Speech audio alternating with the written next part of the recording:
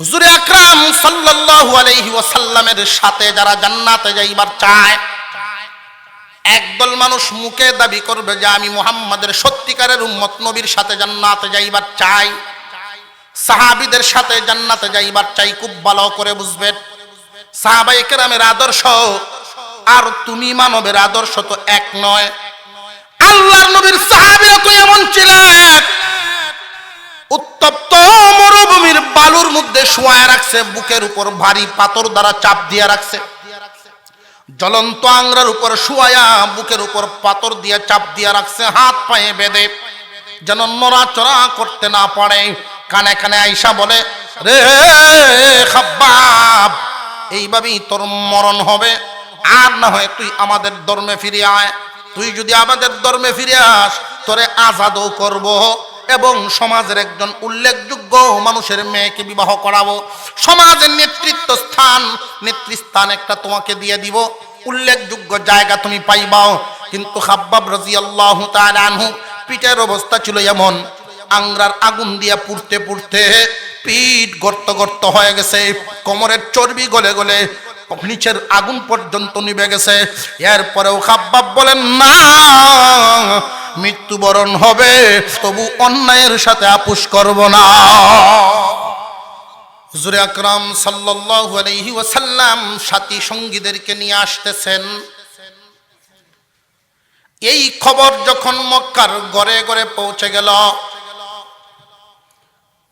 যারা আসতেছেন তাদের আত্মীয় স্বজনও মক্কা নগরীতে আছে না নাই?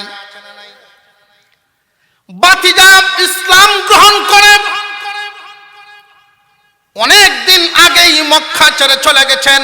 আদরের চাচা, মহব্বতের চাচার দিলে দেউ দেউ করে মহব্বতের আগুন জ্বলে। বহুদিন পরে বুঝি আমার বাতিজা আসতেছে, দেখতে পারবো, খুব হাসি, অন্তরে বিরাট মায়ার ঢেউ চলতেছে।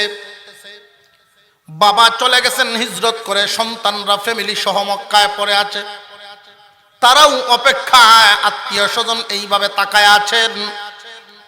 মক্কার সর্দারেরা দেখলো অবস্থা তো ব্যাগতিক, কারণ এইখানে কোনো না কোনো ভাবে প্রত্যেকেরই আত্মীয় স্বজন বংশ বুনিয়াদ আছে না নাই। আমরা আমাদের নেতৃত্ব টিকায় রাখতে পারবো না, বিশৃঙ্খলা লাগলে তাদের পক্ষেই মানুষ বেশি থাকবো। এর আগে একটা উপায় বাহির করা দরকার। মাথাওয়ালারা উপায় বাহির করলো,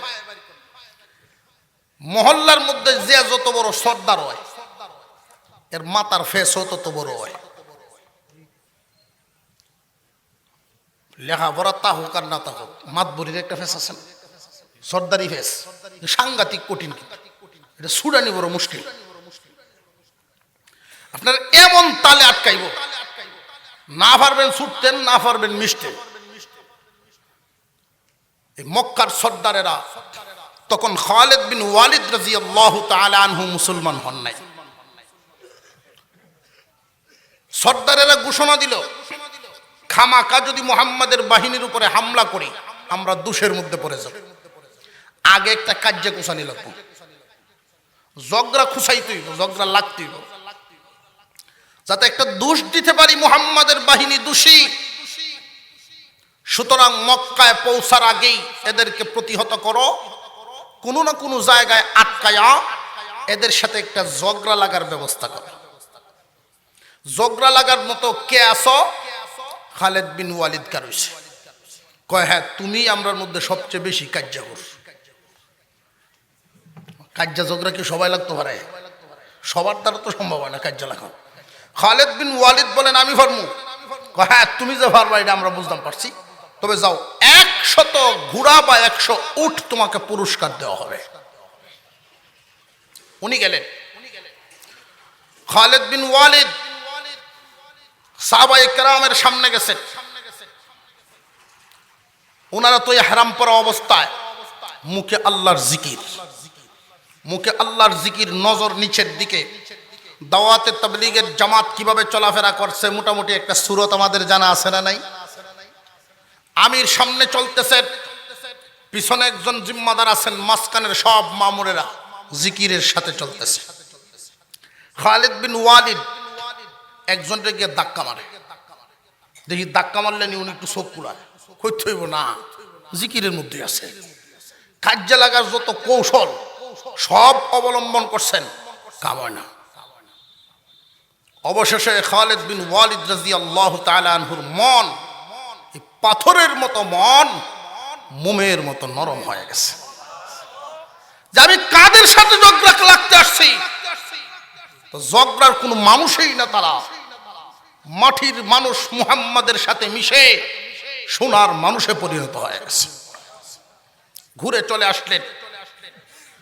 অবশেষে আরো সংক্ষিপ্ত করি, তারা 5-7 জনের একটা টিম এমন এক জায়গায় গিয়া দেখা করলো যেটা ইতিহাসের মধ্যে আছে হুদাইবিয়া। হুদাইবিয়া সন্ধি নামক একটা ইতিহাসের মধ্যে স্কুল কলেজেও আগে পড়ানো হইতো, ইতিহাস আছে না নাই? সন্ধি হয়েছিল হুজুর সাল্লাল্লাহু আলাইহি ওয়াসাল্লামের সাথে কাফিরদের। এই সন্ধির মধ্যে যে শর্তগুলো দিয়েছিল, বাস্তব চিত্রে দেখা গেছে প্রত্যেকটাই মুসলমানের বিপক্ষে, কিন্তু এর আড়ালে লুকায়িত ছিল মুসলমানের বিজয়। এই বছর উমরা করতে পারবে না, পরবর্তীতে আসবে। আমি 2টা শর্ত আপনাদের সামনে উল্লেখ করি।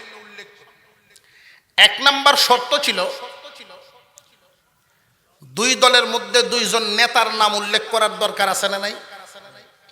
মুসলমানদের নেতার নাম মুসলমানদের পক্ষে লেখা থাকবে সবার আগে, আর কাফিরদের নেতার নাম ওই সিরিয়ালে সবার আগে উল্লেখ থাকবে। এটাই তো নিয়ম। মুহাম্মাদুর রাসূলুল্লাহ লেখা হলো, এই প্রথমটাই তারা মানে নাই, না মুহাম্মাদুর রাসূলুল্লাহ আমরা মানি না, মুহাম্মাদুর রাসূলুল্লাহ কেটে দাও, মুহাম্মদ ইবনে আব্দুল্লাহ লিখতে হবে। মুহাম্মাদুর রাসূলুল্লাহ যদি আমরা মেনে নেই তাহলে তো ঝগড়াই শেষ। এইটা লই তো ঝগড়াটা, মুহাম্মদ আল্লাহর রাসূল, ঝগড়া ফাসাদ তো এইটা লই। হুজুর আকরাম সাল্লাল্লাহু আলাইহি ওয়াসাল্লাম বলেন আর কি শর্ত? আরেকটা শর্ত হলো, আজকের পর থেকে এই মক্কা নগরীর থেকে যদি হিজরত করে কেউ মদিনায় যায়, মক্কা থেকে পলায়ন করে কেউ যদি মদিনায় চলে যায়, তোমরা তাদেরকে আশ্রয় দিতে পারবা না। তোমাদের নিজ দায়িত্বে মক্কার লোকটাকে মক্কায় পৌঁছায় দিতে হবে। আর যদি মদিনা থেকে কেউ মক্কায় চলে আসেন, তাকে আমরা ফেরত দিব না। দুনো পক্ষের মিল হইল না, একতরফা হইল? কথা বুঝতে পারতেছেন?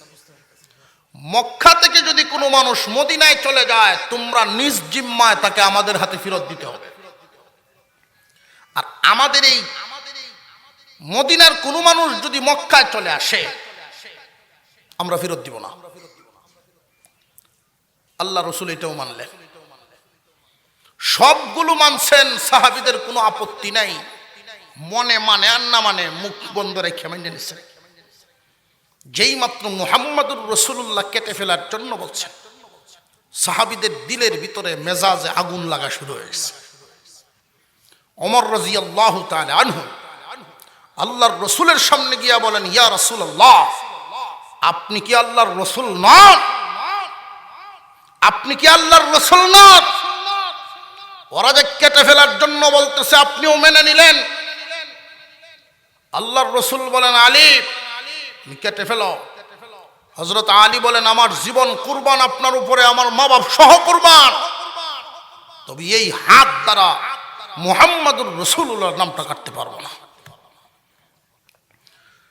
হুজুর আকরাম সাল্লাল্লাহু আলাইহি ওয়াসাল্লাম ওই দিন বলেছিলেন, ওমর তোমার কষ্ট লাগতেছে। অনেক সাহাবীদের চোখের কোণায় পানি এসে গেছে, কষ্ট লাগতেছে। মুহাম্মাদুর রাসূলুল্লাহ, আমি আল্লাহর রাসূল, মুহাম্মদ আল্লাহর রাসূল, এই কথাটা যেমন সত্য, মুহাম্মদ ইবনে আব্দুল্লাহ এই কথাও সত্য। আমি যেইভাবে আল্লাহর রাসূল, ওইভাবে আব্দুল্লাহর বেটা, ওইটাও সত্য। ওরা যেটা মানে ওইটাই ওদেরকে দিয়ে দাও।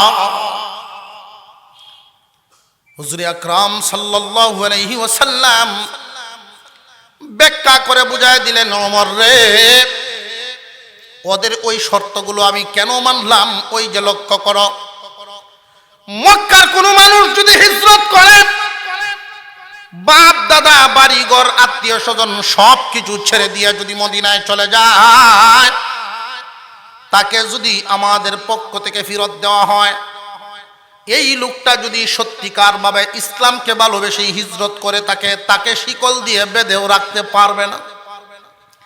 একবার না, দুইবার না, 10 বারও যদি ফেরত দেওয়া হয়, 11তম বার সে পলায়ন করবে। ইসলামকে যে মহব্বত করবে, জীবনে কোনোদিন তার কোনো জেলখানায় আটকিয়ে রাখা সম্ভব না। পক্ষান্তরে আমার মদিনার থেকে কোনো মানুষ যদি পলায়ন করে ওদের দলে মিশে যায়, ওরা ফেরত দিবে না। এই জন্য আমি মানলাম, কারণ যেই লোকটা ইসলাম থেকে বাহির হয়ে যায়, এই লোকটা দিয়ে আমাদের কি উপকার? উপকার আছে কোনো? ইসলামকে যে পছন্দ করে না, ইসলামও তো তারে পছন্দ করে না। ইসলামকে যে পছন্দ করবে না, আমি মুহাম্মদকে যে পছন্দ করবে না, তাকে দিয়ে আমাদের ফায়দাটা কি? আর যে ব্যক্তি ইসলামকে মহব্বত করবে, তারে কোনোদিন কোনো জেলখানায় আটকায় রাখতে পারবে না। হুজুর আকরাম সাল্লাল্লাহু আলাইহি ওয়াসাল্লামের ভাষণ শুনে সাহাবায়ে কেরামের দিল ঠান্ডা হয়ে গেল। কিন্তু মহান মাওলায়ে করিম আপনার আমার পয়গম্বরকে একটা পুরস্কার দিলেন। আল্লাহর পয়গম্বর বলেন, আলী তুমি নামটা কাটবা না। জি না হুজুর, আমার দ্বারা কম। দাও, কলমটা আমার হাতে দাও। যেই মাত্র আল্লাহর পয়গম্বর কলম চাইলেন, সাহাবায়ে কেরাম চোখ বড় বড় করে এদিকে তাকায় রইলেন। আশ্চর্য ব্যাপার, যারে কোনোদিন কোনো অক্ষর পড়তে দেখি নাই, কোনোদিন কোনো অক্ষর লিখতে দেখি নাই, উনি কেমনে কাটবেন আর কেমনে লিখবেন এটাই দেখার জন্য সব সাহাবীরা এদিকে তাকায় আছেন আগ্রহ নিয়ে। আপনার আমার পয়গম্বরের জিন্দেগিতে যত মর্যাদা প্রকাশ হয়েছে, এর মধ্যে এটাও একটা মর্যাদা। আপনার আমার নবী, বিশ্ব নবী রাহমাতুল লিল আলামিন, কলমটা হাতে নিলেন, মুহাম্মাদুর রাসূলুল্লাহ কেটে দিলেন, মুহাম্মদ ইবনে আব্দুল্লাহ নিজের হাতে সুন্দর ভাষায় লিখে দিলেন। মুহাদ্দিসিন ওয়াল মুফাসসিরিন কেরাম বলেন, এই যে কলমটা ধরেছিলেন, কলমটা যে ধরেছিলেন, দেখা যায় মুহাম্মাদুর রাসূলুল্লাহ ধরছেন, কিন্তু আসলে জিবরাইল আমিন ধরে রাখছেন। আল্লাহর পয়গম্বর কাগজে কলম লাগাইছেন, জিবরাইল আমিন মুহাম্মদ ইবনে আব্দুল্লাহ লিখে দিয়েছেন। মুহাম্মাদুর রাসূলুল্লাহ নিজের হাতে কাটছেন, মুহাম্মদ ইবনে আব্দুল্লাহ এই স্বাক্ষরখানা জিবরাইল আমিন দেওয়ায় দিয়েছেন। আল্লাহ পাক রব্বুল আলামিন আপনার আমার পয়গম্বরের উপরে এতটাই খুশি হয়ে গেলেন, এতটাই খুশি হয়ে গেলেন। আল্লাহ পাক রব্বুল আলামিন বলেন, দোস্ত, একটা কাগজের মধ্যে মুহাম্মাদুর রাসূলুল্লাহ যদি লেখা থাকতো, মক্কার দেয়ালের মধ্যে টানাইলে রোদে এবং বৃষ্টিতে শুকায় এবং ভিজে, রোদে শুকাইবে, বৃষ্টিতে ভিজবে, সর্বোচ্চ 2 বছর থাকবো। ওরা মানে নাই আপনার এই মুহাম্মাদুর রাসূলুল্লাহ। আপনি যে সব সময় মেনে নিলেন, ইসলামের বিজয়ের জন্য যে আপনি নিজের নামটা পর্যন্ত কেটে দিলেন, এই কুরবানিটা আমি আল্লাহর কাছে এতটাই পছন্দ হয়ে গেছে, আমি আল্লাহ কোনো কাগজের মধ্যে লিখব না, আমি স্বয়ং আমার কালামের মধ্যে নাজিল করে দিলাম, যেটা কেউ কোনোদিন মুছতে পারবে না। মুহাম্মাদুর রাসূলুল্লাহ, এই হলো মুহাম্মাদুর রাসূলুল্লাহর শান। মুহাম্মাদুর রাসূলুল্লাহ, আল্লাহ পাক রব্বুল আলামিন বলেন, মুহাম্মদ আল্লাহর রাসূল। হুজুর আকরাম সাল্লাল্লাহু আলাইহি ওয়াসাল্লামের পরিচয়টা, মুহাম্মাদের পরিচয় দিচ্ছেন স্বয়ং আল্লাহ। মুহাম্মদ আল্লাহর রাসূল। ওয়াল্লাযীনা মাআহু আশিদ্দাউ আলাল কুফার, এবং মুহাম্মাদের সাথী যারা সাহাবায়ে কেরাম, তাদের শান বর্ণনা করেন আল্লাহ পাক রব্বুল আলামিন বলেন, ওয়াল্লাযীনা মাআহু আশিদ্দাউ আলাল কুফফার, মুহাম্মাদের সাথী যারা হবে তারা কুফরের বিরুদ্ধে সাংঘাতিক কঠোর, কাফিরদের বিরুদ্ধে সাংঘাতিক কঠোর হবে। কঠোরের মানে কি? যে যেখানে কাফের পাবে এখানেই মারবে, এটা নাকি যে না না, কাফিরদের সাথে অমুসলিমদের সাথে খুব খারাপ খারাপ আচরণ করবে যে এরকম নাকি যে না না। আল্লাহ পাক রব্বুল আলামিন এটা বুঝান নাই। আরেকটা কথা এখানে বুঝে রাখা দরকার, ওয়াল্লাযীনা মাআহু দিয়া, তার সাথে বুঝাইছে। এইখানে যদিও সরাসরি সাহাবায়ে কেরামের আলোচনা, কিয়ামত পর্যন্ত সমস্ত উম্মতে মুহাম্মাদি এই শব্দের মাধ্যমে সমস্ত উম্মতে মুহাম্মাদি মুহাম্মাদের দলের ভুক্ত।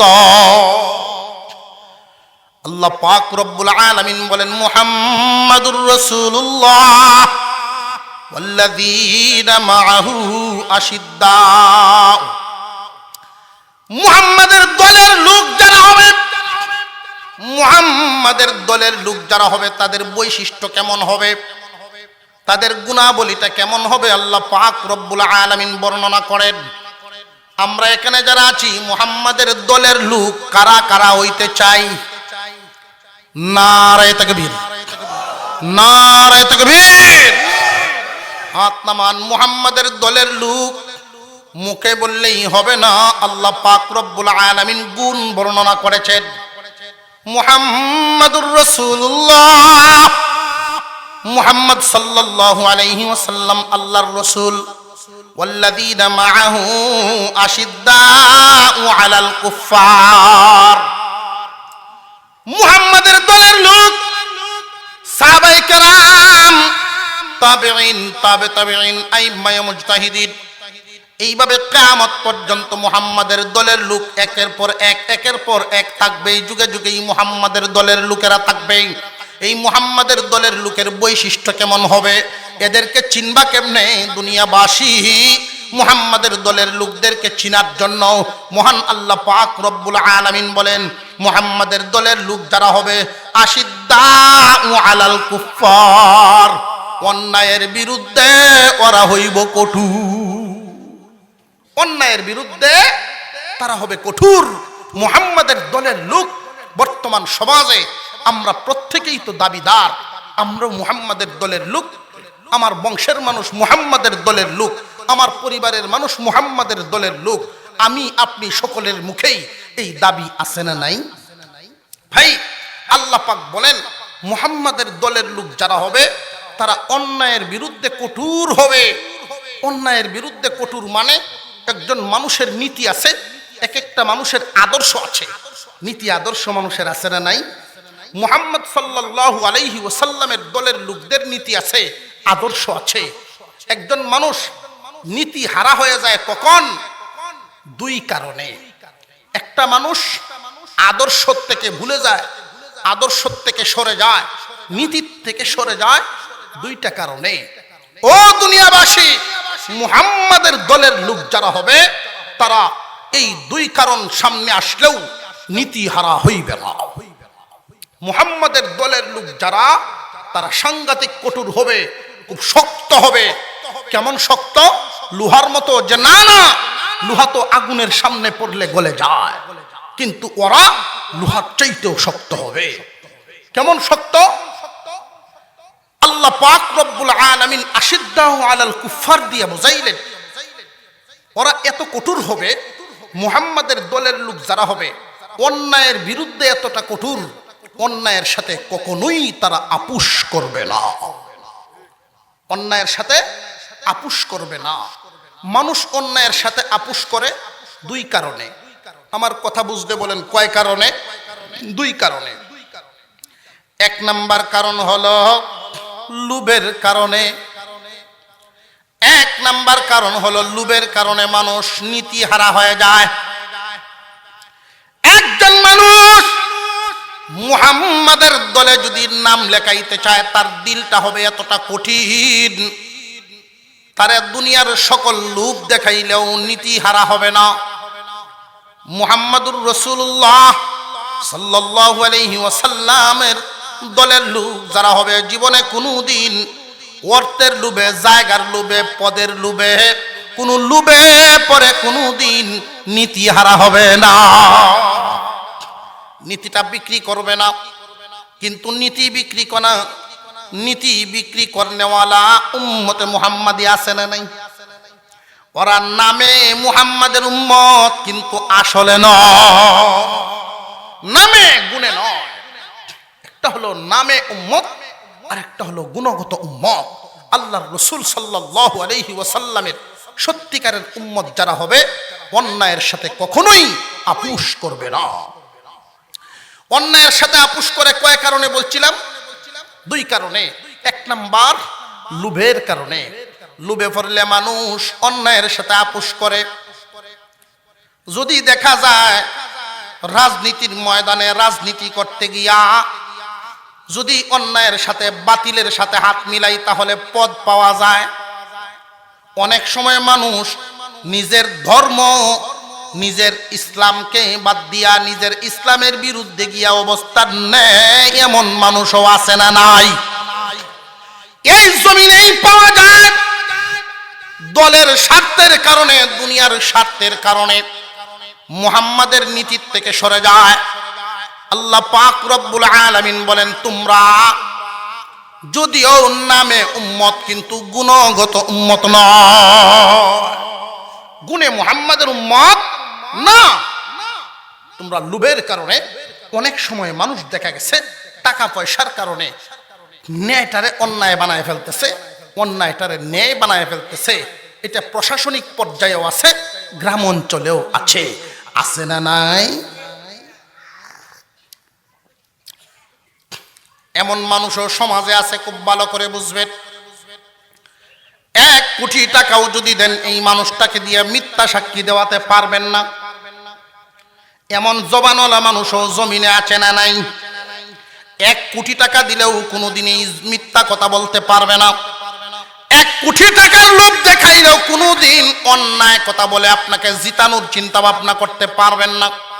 যে এই লোকটারে আমার দলে আনতে পারবো, তারে যদি একটু জায়গার লোভ দেখাই, যে খণ্ড জমির লোভ দেখাই, কিছু টাকার লোভ দেখাই, তাহলে অবশ্যই সে আমার পক্ষে কথা বলবে। সালিশ বৈঠক অনেক সময় দেখা যায়, বিচার ব্যবস্থার মধ্যে অনেক সময় এমন হয়ে যায়, বিচার ব্যবস্থায় আগের দিনের বিচার সালিশ একরকম, যদি ওই দিন সমাধান না হয় 3 দিন পরে আরেকবার ডেট হয়, 3 দিন পরেই দেখা যায় সালিশের রং আরেক ধরন। আছে না নাই?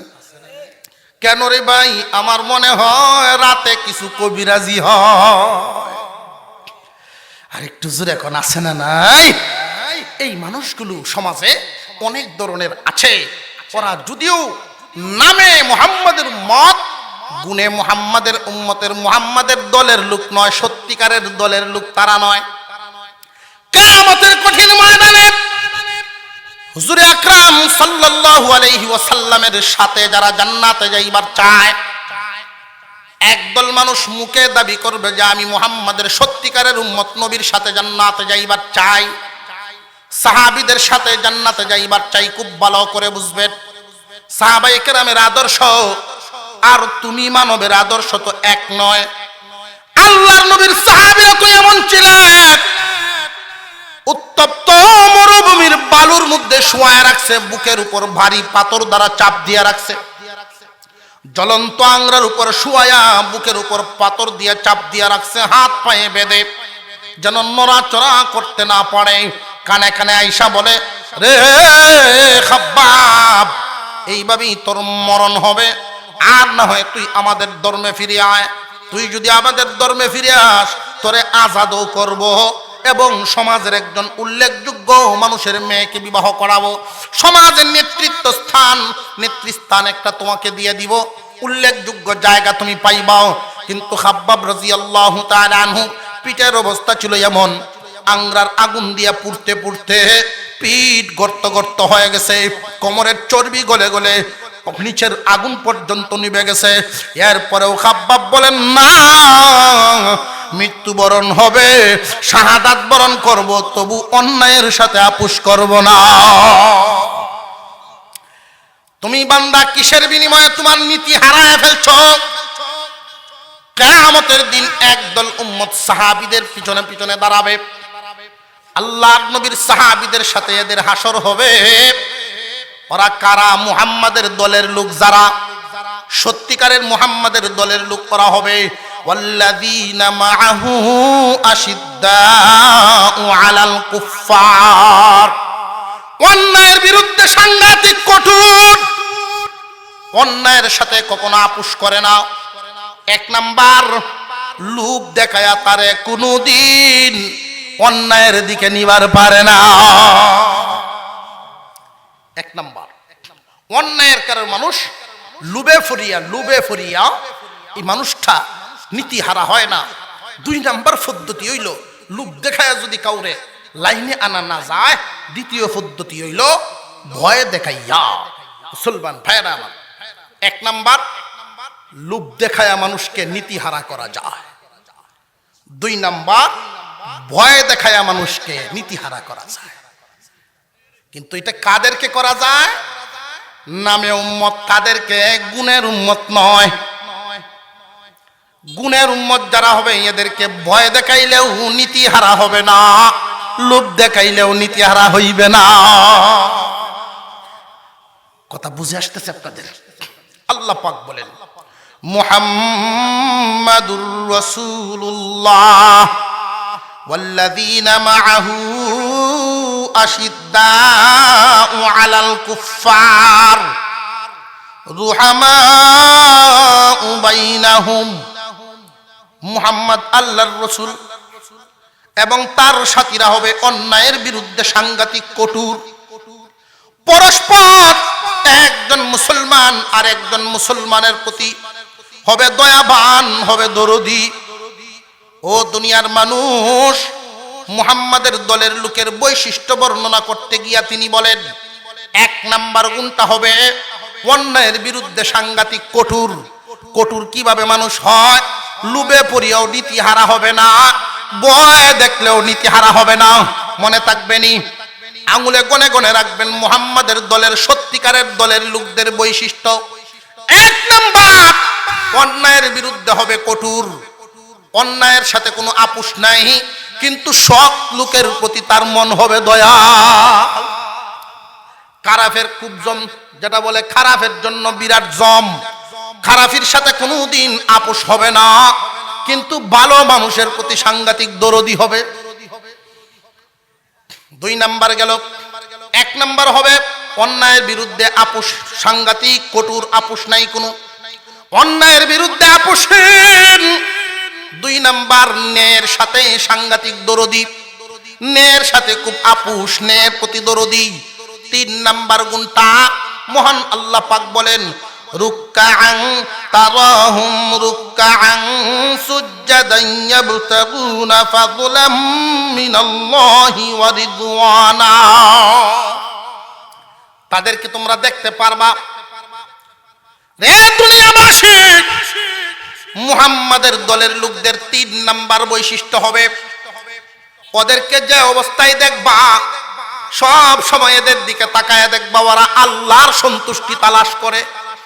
রুকু অবস্থায় রুকুর মাধ্যমে আল্লাহর সন্তুষ্টি তালাশ করবে, সেজদার মাধ্যমে আল্লাহর সন্তুষ্টি তালাশ করবে, জিকিরের মাধ্যমে আল্লাহর সন্তুষ্টি তালাশ করবে, হক কথা বলার মাধ্যমে আল্লাহর সন্তুষ্টি তালাশ করবে।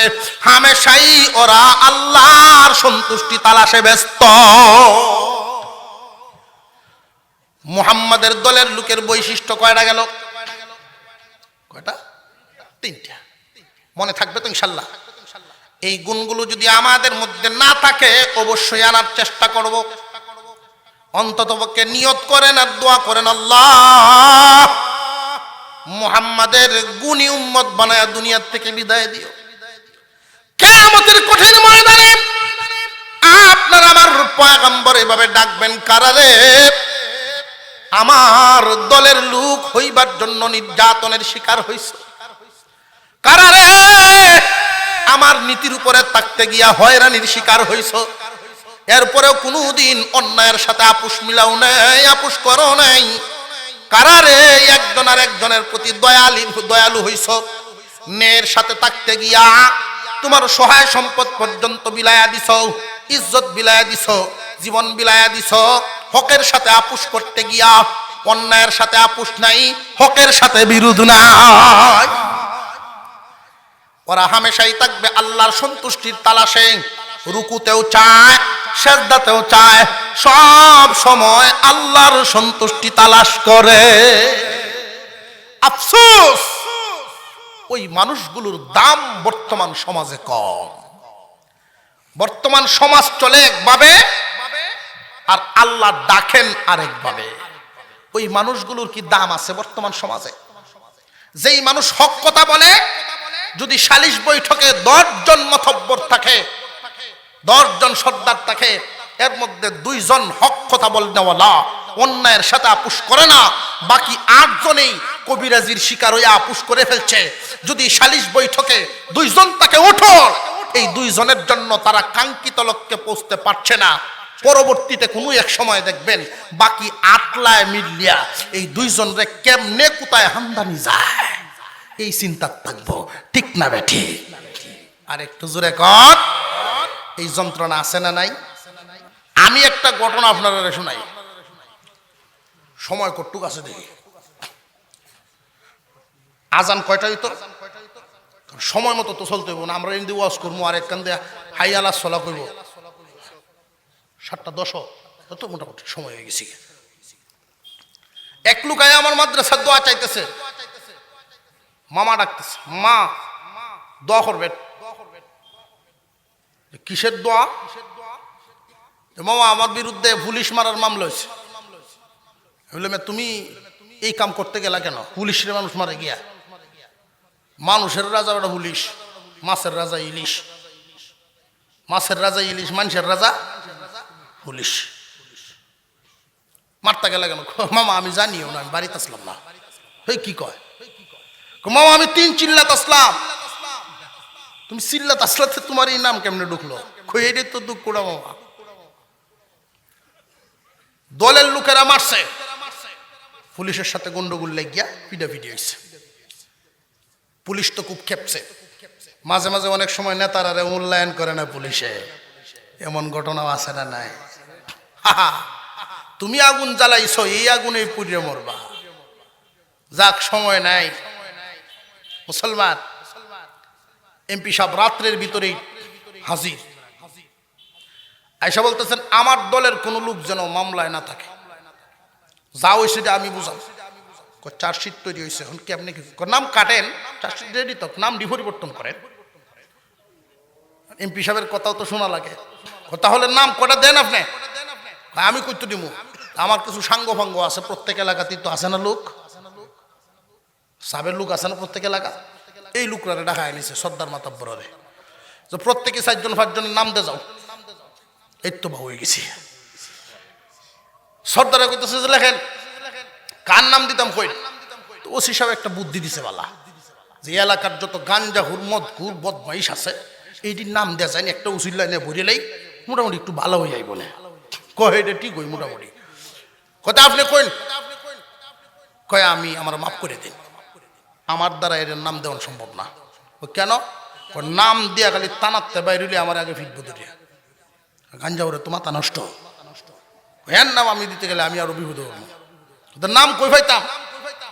তো কটা বালা মানুষের নাম কয় এটা ভাড়া 1 নম্বরে লেখেন অমুক 3 চিল্লাত। 3 চিল্লাত থেকে যখন দেখছে তার নাম দেওয়া, খবর তো আল্লু খাইল না, অমুক হয়ে দিছে। বেটা রাগে ছুটে গেছে তার বাড়িতে, চাচা আপনার মতো মানুষ মেয়ে আমার এই নাম না দেয়। তখন তুমি 3 চিল্লাত দিয়ে আইসো, তোমরা যদি এবার রাগ করো আমরা কিতা করবো? তোমরার মতো মানুষের যদি এমনি রাগ দেখায়, টুপি পাঞ্জাবি দাঁড়িয়ে রাখতে, তা আমরা কিতা করতাম? এমনও মিডিয়া মাতে আসুন না নাই? আল্লাহ, তারা আবার মসজিদ কমিটির সভাপতি হইতো পাগল। শরম লজ্জা থাকলে এইরকম করতো না।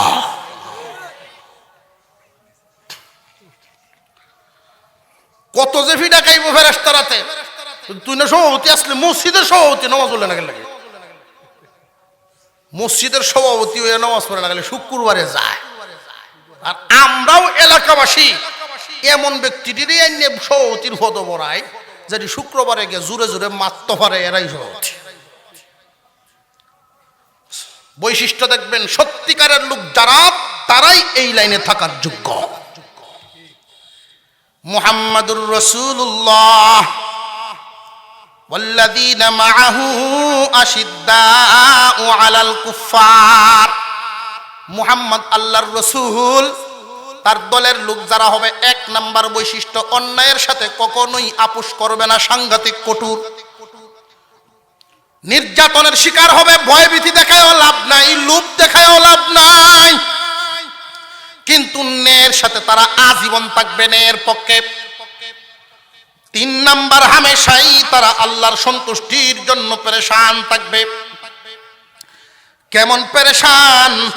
সীমাহুম ফি ওয়ুজুহিহিম মিন আসারিস সুজুদ। তাদেরকে দেখলেই তাদের চেহারার দিকে তাকাইলেই সিজদার চিহ্ন দেখতে পাইবা। তাদের চেহারার দিকে তাকাইলেই সিজদার চিহ্ন দেখতে পাইবা। আল্লাহ যে এই কথাটা বললেন, এর অর্থ কিন্তু এটা নয় যে কপালের মধ্যে যে কালা দাগ উঠে এই চিহ্ন, যে না না, এই চিহ্ন আল্লাহ পাক বুঝান নাই। সীমাহুম ফি ওয়ুজুহিহিম মিন আসারিস সুজুদ। সিজদার আসর আপনি পাবেন কিভাবে? এই কপালের মধ্যে। কপাল তো ভাই, এমন মানুষও আছে সারা জিন্দিগি ভর নামাজ পড়ে কিন্তু কপাল দাগ হয় না। আর এমন মানুষও আছে টাক মাথা খুব ফর্সা, সাংঘাতিক, কপাল একটু উষা, মাশাল্লাহ 15 দিন গোস্তারলেই দাগ কামায় লেছে, দাগ এখন বয়ে লেছে। এখন যদি কয় যে আমি এই দলের হয়ে গেছি, তাহলে হইতো না। আল্লাহ পাক যেটা বুঝাইছেন এটার অর্থ হলো সীমাহুম ফি ওয়ুজুহিহিম মিন আসারিস সুজুদ। রে দুনিয়াবাসী, এই মানুষগুলো কাজে কর্মে চলাফেরায় বেনামাজি আর তার মধ্যে পার্থক্য থাকবেই। বেনামাজি একজন মানুষ, বেরোজগার একজন মানুষ, তার চালচলন আর নামাজি মানুষটার চালচলন বেশ কম আছে না নাই? যেই ব্যক্তিটা আল্লাহকে খুশি করার জন্য 5 ওয়াক্ত নামাজ পড়বে, যেই ব্যক্তিটা আল্লাহকে খুশি করার জন্য ফজরের নামাজের সময়ও বিছানায় তাকায় না, ঠান্ডা পানিতে ওযু করে মসজিদে আসবে, এই মানুষটার চলাফেরা, এই মানুষটার লেনাদেনা, এই মানুষটার কথাবার্তা, এই মানুষটার উঠা বসা অন্য মানুষের মতো হইবে না। তার মধ্যে নামাজের আসর আছে, নামাজের আসর পাইবা, সিজদার আসর তার মধ্যে পাইবা। তোমরা দেখলেই তারে বুঝতে পারবা আল্লাহকে খুশি করার জন্য নামাজ পড়ে। কথা বুঝে আসতেছে আপনাদের? মুসলমান ভাইয়েরা, অন্তত পক্ষে আমরা এই গুণগুলো যদি নিজের মধ্যে আনতে পারি, তবু আল্লাহ পাক আমাদেরকে সাহাবায়ে কেরামের পিছনে পিছনে চলার মতো তৌফিক দিবেন। আল্লাহ যেন আমাদেরকে এই গুণে গুণান্বিত হওয়ার তৌফিক দেন। বলুন আমিন। আরো জোরে বলেন আমিন। ওয়া আখিরু দাওয়ানা আনিল হামদুলিল্লাহি রাব্বিল আলামিন। আসসালামু আলাইকুম ওয়া রাহমাতুল্লাহি ওয়া বারাকাতুহু।